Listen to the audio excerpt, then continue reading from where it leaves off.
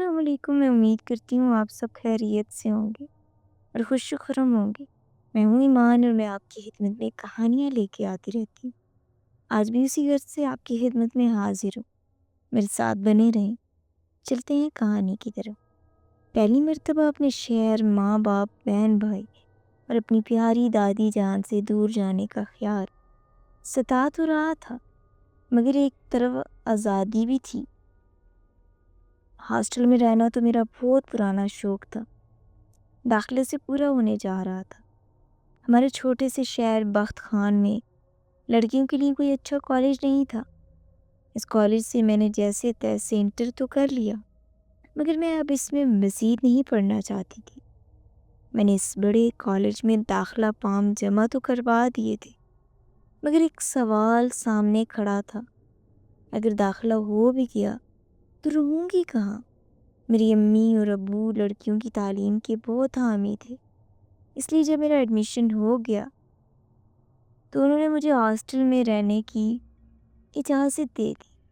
अबू ने अपने जानने वालों को मशवरे के बाद इस हॉस्टल, जो कि इस शहर का बहुत मुअज़्ज़ज़ और रेपुटेशन वाला हॉस्टल था, उसमें मेरे रहने का बंदोबस्त कर दिया। सबसे अच्छी बात ये थी कि मेरा कॉलेज सिर्फ चंद मिनट के फासले पर था। वो मुझे खुद वॉक छोड़ने आए और मुझे कमरे तक छोड़कर बहुत सारी हिदायतों के साथ रुखसत हो गए। अबू के जाते ही जैसे मेरा सारा एतमाद रुखसत हो गया। मैं धम से बिस्तर पर बैठ गई और बेख्तियार रोने लगी। अरे अरे, क्या हुआ भाई? इस वक्त कमरे में मैडम नफीसा दाखिल हुई। मैडम नफीसा इस हॉस्टल की सुपरवाइज़र थी। घबराओ नहीं, सिर्फ चंद दिन सबको होती हैं होम सिकनेस, फिर आदी हो जाते हैं। उन्होंने मुझे प्यार से तसल्ली दी।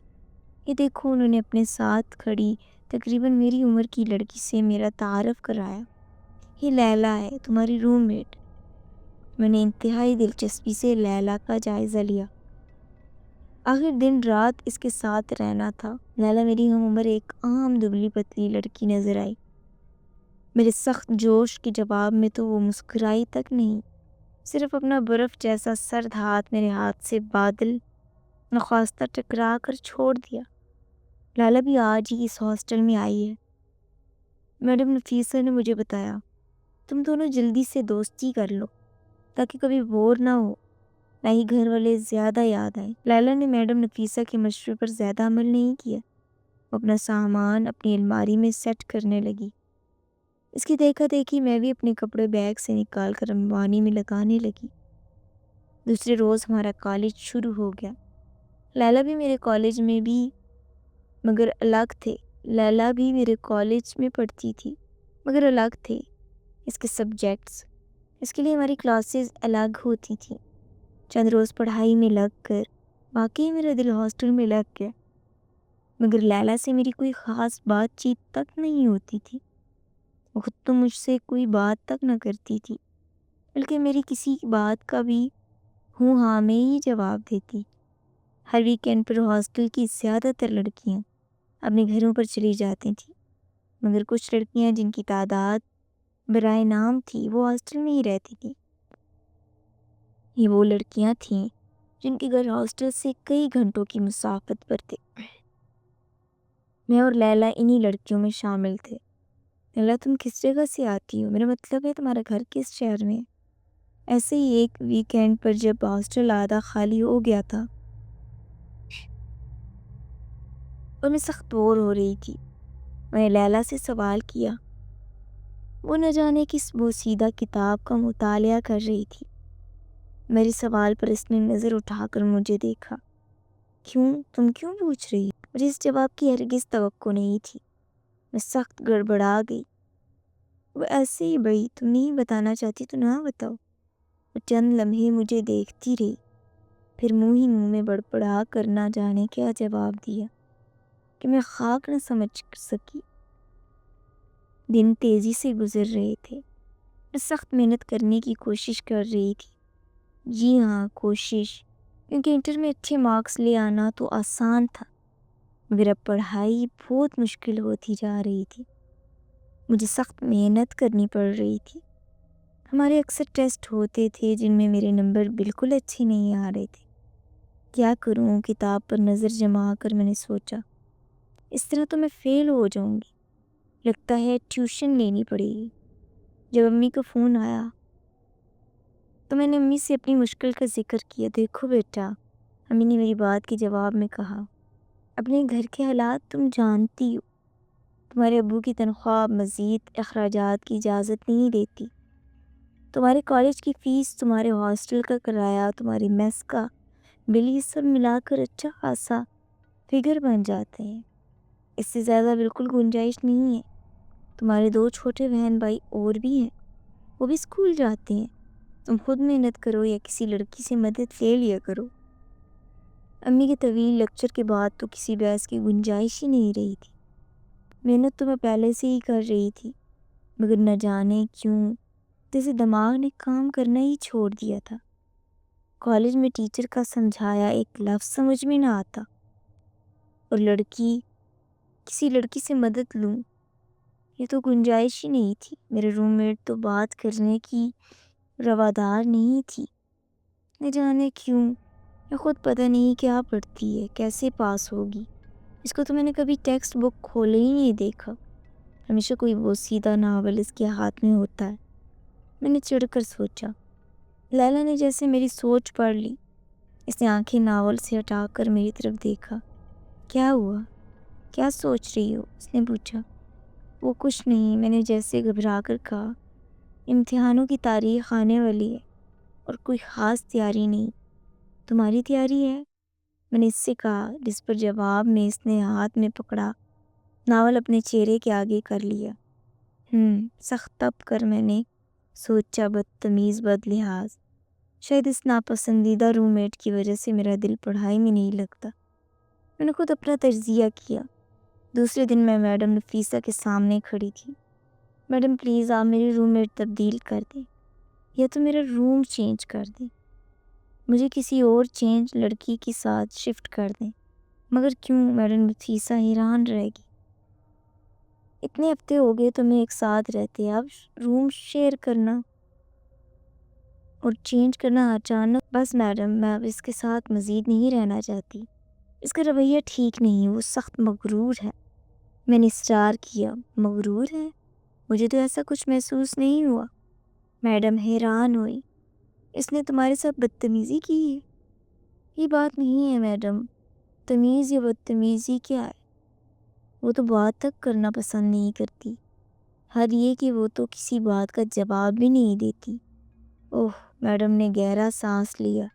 تو یہ بات ہے، دیکھو ثانیہ، تم یہاں پڑھنے آئی ہو، گپیں لگانے نہیں، یہ دوستیاں بڑھانے نہیں۔ اگر تمہاری روم میٹ خاموش مزاج ہے تو یہ تو بہت اچھی بات ہے، تم اپنا دل پڑھائی میں لگاؤ۔ جہاں تک لیلا کی بات ہے، اس کا تعلق ایک کنزرویٹو فیملی سے ہے، ان کے گھروں میں لڑکیوں کو گھر سے باہر تک نکلنے کی اجازت نہیں ہے۔ اس کے والد کی سختی سے ہدایت ہے کہ لیلا کو کبھی کالج کے علاوہ باہر نہ نکلنے دیا جائے، یقیناً لڑکیوں کی آپس کی دوستی کے بھی خلاف ہوں گے، اس لیے وہ ضرورت سے زیادہ بات نہیں کرتی ہے۔ مگر میڈم پلیز آپ مجھے کسی روم میں شفٹ کر دیں۔ میں بضد رہی۔ اوکے ثانیہ، ابھی تو تمام رومز میں لڑکیاں ہیں، پھر بھی اگر کوئی جگہ خالی ہوئی تو میں تمہیں شفٹ کرنے کی کوشش کروں گی۔ وہ مجھے ٹال کر چلی گئی۔ میں ٹھنڈی سانس بھر کر رہ گئی۔ اگلے کئی دن اسی طرح گزر گئے۔ کالج میں پڑھائی مشکل تر ثابت ہو رہی تھی۔ لیلا کا سرد رویہ اس طرح برقرار تھا۔ کیا کروں دادی اماں؟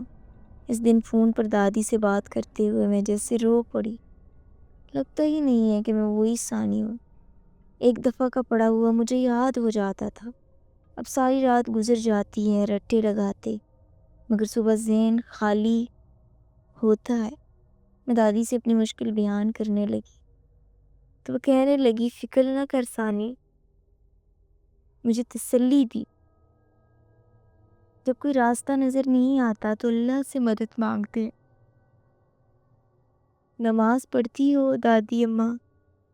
میں ٹھمکی، اچھی بات ہے بیٹا، نماز پڑھا کرو، مگر ساتھ ساتھ ذہن کو کھولنے کے لیے اللہ کے کلام بھی پڑھا کرو۔ دادی اماں نے پیار سے سمجھایا۔ لمبے وظیفے نہیں پڑھ سکتی دادی اماں، میں نے کہا اتنا ٹائم نہیں ہوتا، لمبے وظیفے نہیں بیٹا، ایسا کر کے کہ عشاء کے بعد تصویر لے لو اور آیت الکرسی پڑھ لیا کرو اور اپنے اوپر دم کر کے اپنی کتابوں پر دم کر دیا کرو اور پھر سبق یاد کر دیا کرو، دیکھنا کیسا اچھا یاد ہوگا کہ عمر بھر نہیں بھولے گا۔ دادی نے اپنے انداز میں مجھے سمجھایا۔ اس دن رات کو میں نے عشاء کے بعد نماز ادا کی۔ نماز کے لیے تمام لڑکیاں جو پابندی سے نماز ادا کرتی تھیں ہاسٹل میں جمع ہوتی تھیں اور نماز ایریے میں نماز پڑھی تھی۔ میں بھی وہیں نماز ادا کرتی تھی۔ نماز پڑھ کر میں اپنے کمرے میں آ گئی، اپنی کتابوں کا بیگ کھولا اور پڑھنے لگی، بلکہ پڑھنے کی کوشش کرنے لگی، مگر مجال ہے کہ ایک لفظ بھی سمجھ آیا ہو۔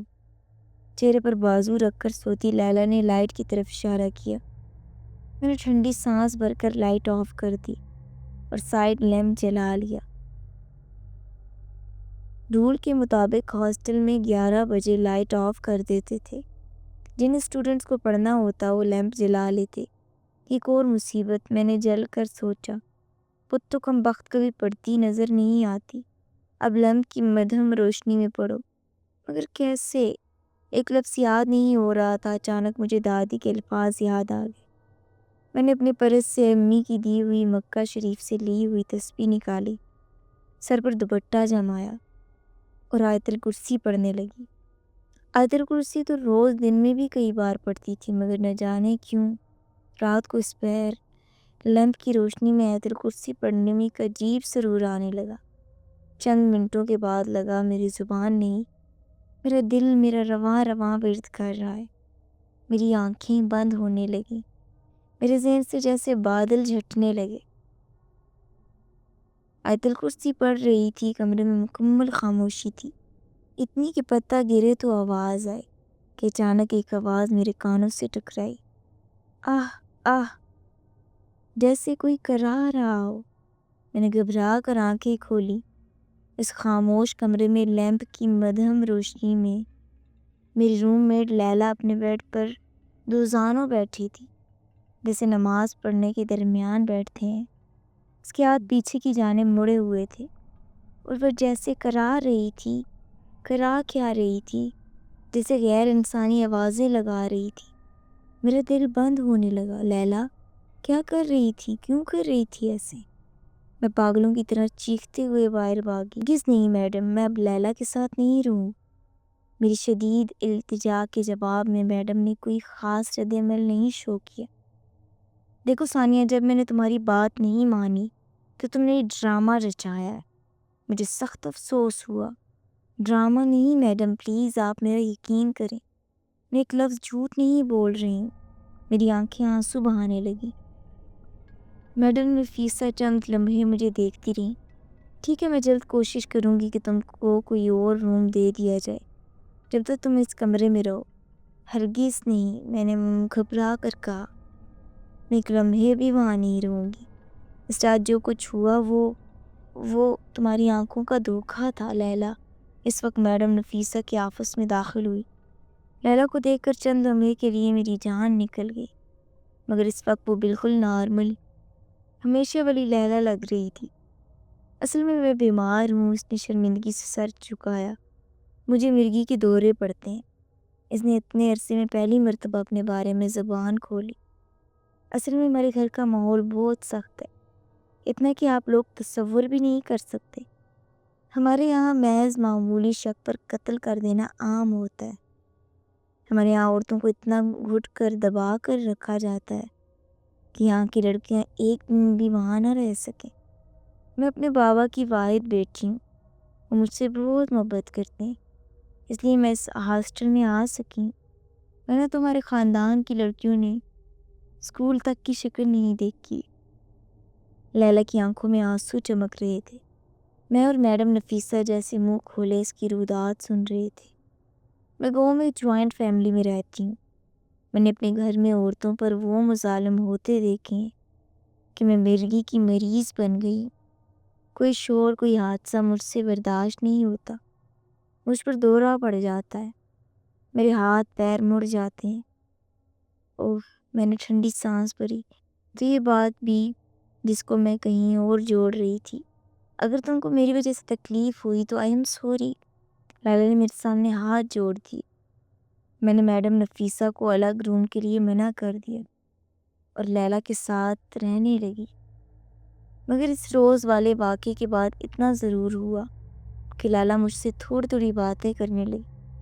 کبھی مجھے اپنے خاندان کے مردوں کی بے رحمی کے واقعے سناتی تو اس کے چہرے پر نفرت جھلکتی۔ میرے خاندان کے مردوں کے لیے قتل کرنا، خون بہانا معمولی بات ہے۔ یہ سب سن کر تو میرے جسم سے جان ہی نکل جاتے۔ میں ویسے ہی بہت ڈرپوک واقعہ ہوئی ہوں۔ بس جلدی سے یہ وقت گزرے، میں امتحان پاس کروں، اپنے گھر جاؤں۔ بہت دن ہو گئے گھر گئے، مگر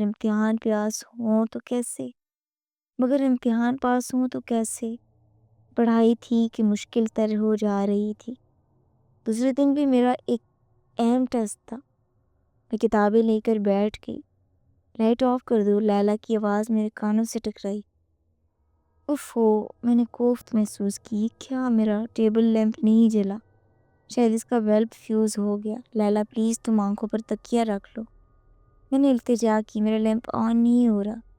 تمہیں پتہ ہے کہ میں جلتی لائٹ میں نہیں سو سکتی، لیلا نے گھررا کر کہا۔ میں نے کتاب میں سے نظر ہٹائی، بغیر سوچا۔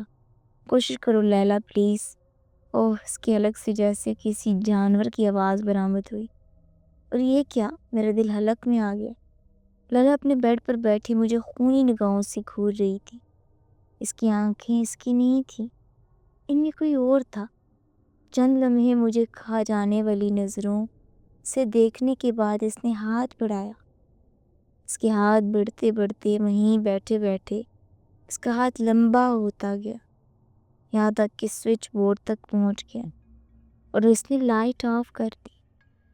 اور میں نے فیصلہ کر لیا کہ اس کے بعد روم چینج کر لوں گی اور اپنے گھر چلی جاؤں گی۔